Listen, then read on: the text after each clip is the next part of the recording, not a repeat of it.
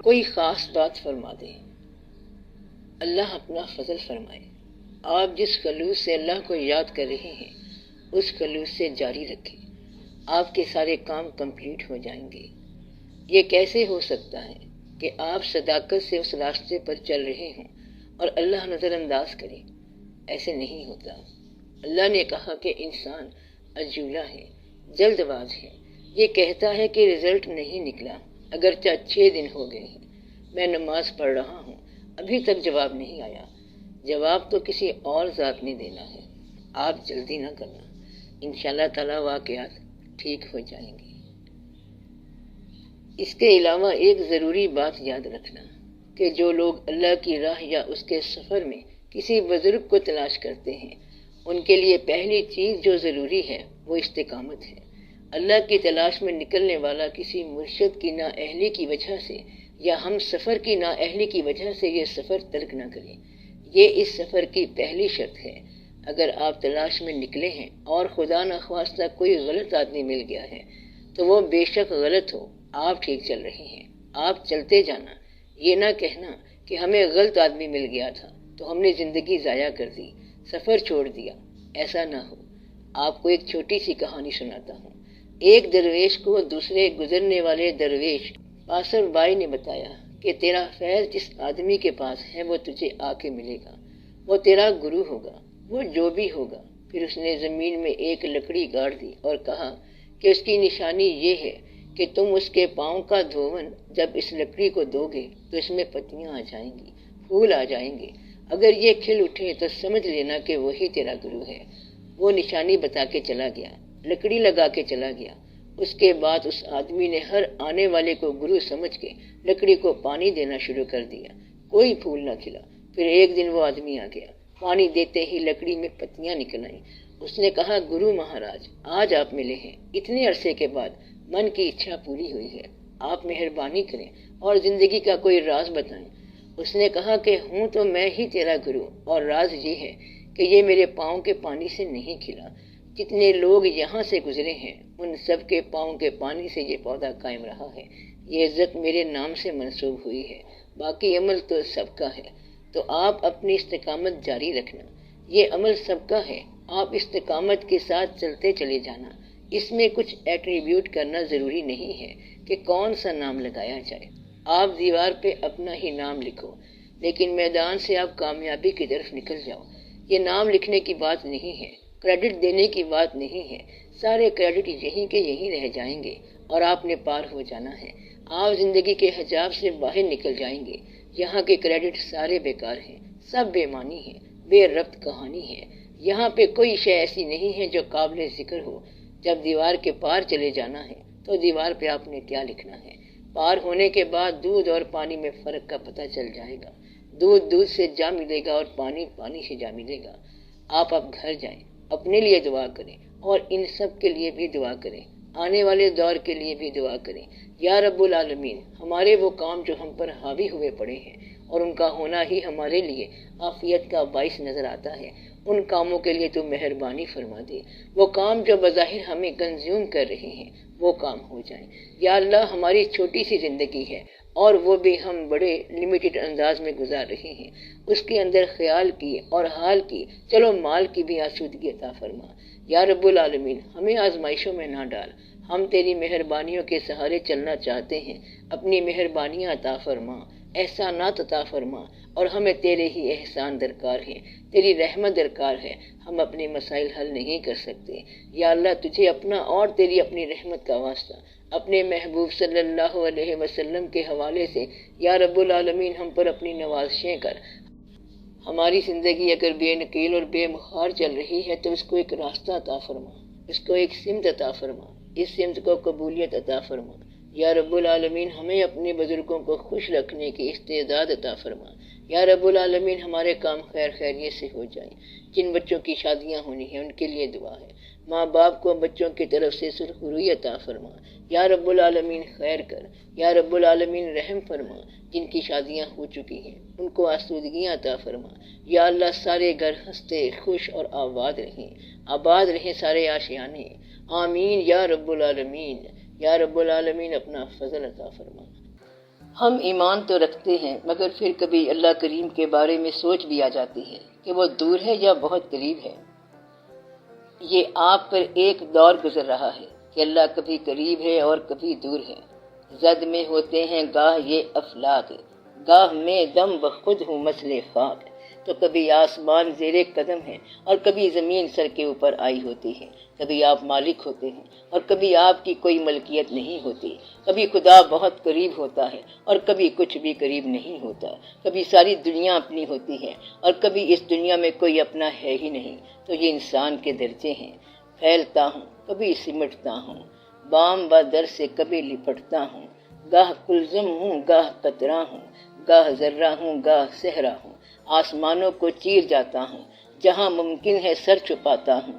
گاہ پربت بھی چل کے آیا ہے، میرا سایہ بھی گاہ پر آیا ہے۔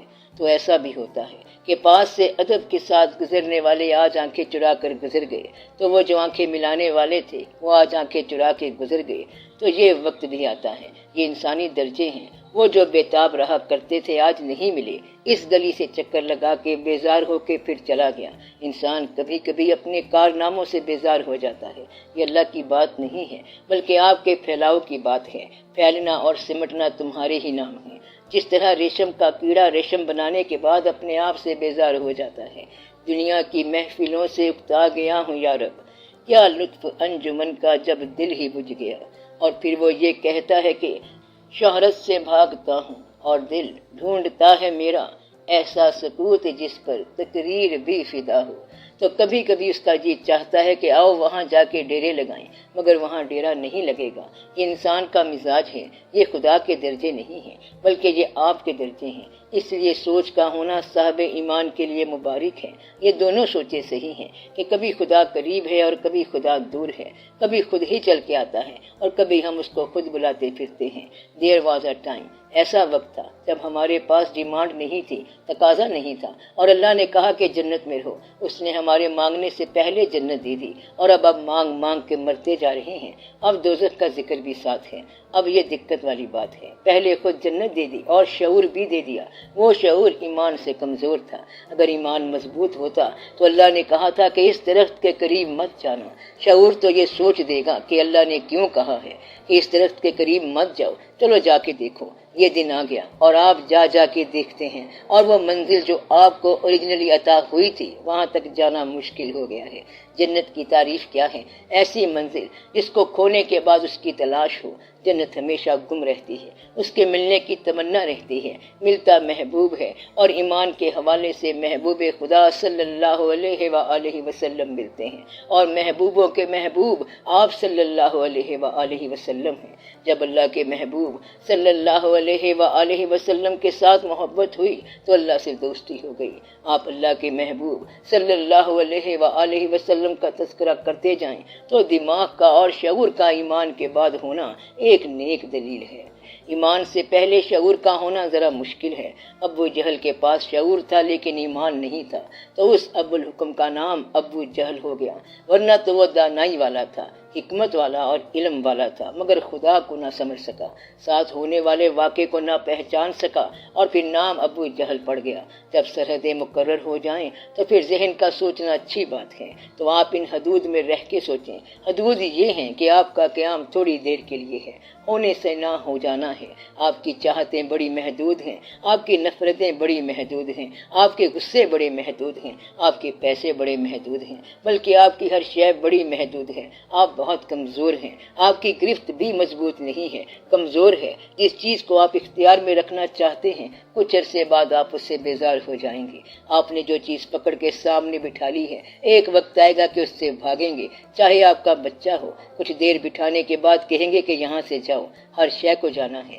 اپنی گرفت سے انسان خود آزاد ہو جاتا ہے۔ تو آپ سب چلنے دیں، دریا جدھر جاتا ہے جانے دیں، اور آپ ایمانداری میں رہیں۔ اگر کسی نے نیکی کے نام پر ایک درخت لگایا ایک پودا یا ایک بیج لگایا تو اس کو پتہ نہیں ہوتا ہے کہ وہ کیا کر گیا. اس نے نیکی کے نام پر نیک درخت لگا دیا، اس کو پتہ نہیں ہوتا کہ ایک درخت میں کتنے بیج ہیں اور پھر ہر بیج میں کتنے درخت ہیں. تو یہ کروڑ ٹائم ملٹی پلائڈ ہیں. آپ کا ایک درخت جو لگا ہے نیکی کے نام کا، اس میں ہزار بیج ہوں گے اور ہر بیج میں کروڑ درخت ہوں گے. درختوں کے اندر پھر بیج ہوں گے اور بیج کے اندر پھر درخت ہوگا. چلتے چلتے یہ انفینٹ سیریز بن جائے گی. آپ کا نیکی کا ایک عمل جو اتفاق یا سرزد ہونے والا ہے، آپ کے لیے پوری کی پوری کائنات بنا جائے گا. کیا بنا جائے گا؟ انفینٹی کی ایک کائنات. پھر آپ کو سمجھ نہیں آئے گی کہ یہ میں نے کیا کیا. اس لیے اگر نیک راستوں پر کوئی بیج ڈراپ ہو جائے نیکی کا، تو وہ بھی ایک انفینائٹ نتیجہ ہے، لامحدود نتیجہ ہے. اللہ کے ایسے کام ہیں، بس کبھی سمجھ آ جائے تو. اس لیے دعا کرو کہ یا اللہ مجھ سے کوئی ایسا کام سرزد ہو جائے، میرے ہاتھ سے کوئی نیک درخت لگ جائے. یہ پھر چلتا جائے گا، ملٹی پلائڈ اور ملٹی پلائڈ ہوتا جائے گا، اور پھر یہ جیومیٹرک پروگریشن سے چلے گا. پتہ نہیں کہاں سے کہاں بات چلی جائے گی، انفینٹی در انفینٹی ہو جائے گی. آپ سمجھ رہے ہیں کہ زندگی چلتے چلتے زندگی کے اندر کوئی نیک درخت لگا جانا، نیک کام کر جانا، نیک کرم کر جانا، تو زندگی میں نیک کام کر جانا، وہ پھر بڑھتا جائے گا بڑھتا جائے گا. اللہ کی محبت کا پھل یا درخت اگر دل میں لگ جائے تو اس کو کہتے ہیں کہ الف اللہ چمبے دی بوٹی مرشد من وچ لائی ہو اللہ ہو. یعنی کہ اللہ ایک خوشبودار پودا ہے جو مرشد نے دل میں لگایا ہے. ایک دفعہ پودا لگ گیا تو پھر اس کے بعد اس گلاب کے کلمے ہیں ساری. اصل میں تو کہانی ایک ہے، تو ایک سے سارا فیض ہے. تو اللہ تعالیٰ کی طرف سے تو ایک ہی ہے ذات جس پہ اللہ تعالیٰ خود درود بھیجتا ہے، باقی سب فیض ہیں. درود والے کا دعا کیا کرو، درود شریف پڑھا کرو، ایک دوسرے کو معاف کر دیا کرو، ہر ایک کو معاف کر دیا کرو. جس نے معاف کر دیا وہ معاف کر دیا کیا. یہ بات یاد رکھ لو، بدلہ لینے والے کی معافی مشکل ہو جائے گی. اگر آپ قیامت والے دن کسی کا گلہ کر رہے ہوں گے تو ایک فریادی آپ کے خلاف کھڑا ہو جائے گا کہ تم میرا حق ادا کرو. اگر تم اپنے قاتل کے خلاف بات کر رہے ہوگے تو چیونٹی بول پڑے گی اور تم اس کے قاتل نکل آئے. کیا پتا کون کون فریاد کرے گا، پتہ نہیں کون کون فریاد کرے گا، کیونکہ تیرے پاؤں کے نیچے آ کے کون کون مر جاتا ہے. حق تو ادا نہیں کیا جا سکتا. ایک آدمی پتھر پہ بیٹھ کے عبادت کر رہا تھا تو وہ پتھر گھس گیا. اس نے تھوڑا سا غرور کیا کہ یا اللہ میں نے بڑا عرصہ تیری عبادت کی ہے. اس سے زمین پر نشان پڑ گیا ہے. اس نے کہا پہلے پتھر پہ بیٹھنے کا حق ادا کر. تو یہاں بیٹھنے کا جو حق ہے وہ تو نہیں ادا کر سکتا. اتنا عرصہ زندہ رہنے کا تو حق ادا نہیں کر سکتا، اور عبادت کی جو توفیق ملی ہے اس کا حق ادا نہیں کر سکتا. اس لیے دعا کرو یا رب العالمین رحم فرما، یا رب العالمین رحم فرما. آپ لوگ سلامت رہو، آپ لوگ آباد رہو، سب کے لیے دعا کیا کرو. میں آپ کے لیے دعا کرتا ہوں. بس یہ یاد رکھنا کہ اگر اچانک آپ کے ہاتھ سے کوئی درخت لگ گیا تو بڑی دور تک بھاگ جائے گی. موقع تلاش کرتے جاؤ تو کہیں نہ کہیں سے مل جائے گا. اگر نیکی کے 2 قدم ہی چل پڑے تو بڑی بات ہے. مزار پہ پہلا چراغ جلانا مشکل ہوتا ہے. ایک بار جب جلا دیا تو لوگ جلاتے رہتے ہیں، پھر مزاروں کے چراغ بجھتے نہیں ہیں. دعا کرو کہ اللہ تعالیٰ مہربانی کرے سب ٹھیک ہو جائے انشاءاللہ. صلی اللہ تعالی علی خیر خلقہ و نور عرشہ افضل الانبیاء والمرسلین حبیبنا و شفیعنا سیدنا و سندنا و مولانا محمد و آلہ و اصحابہ اجمعین. آمین برحمتک یا ارحم الراحمین.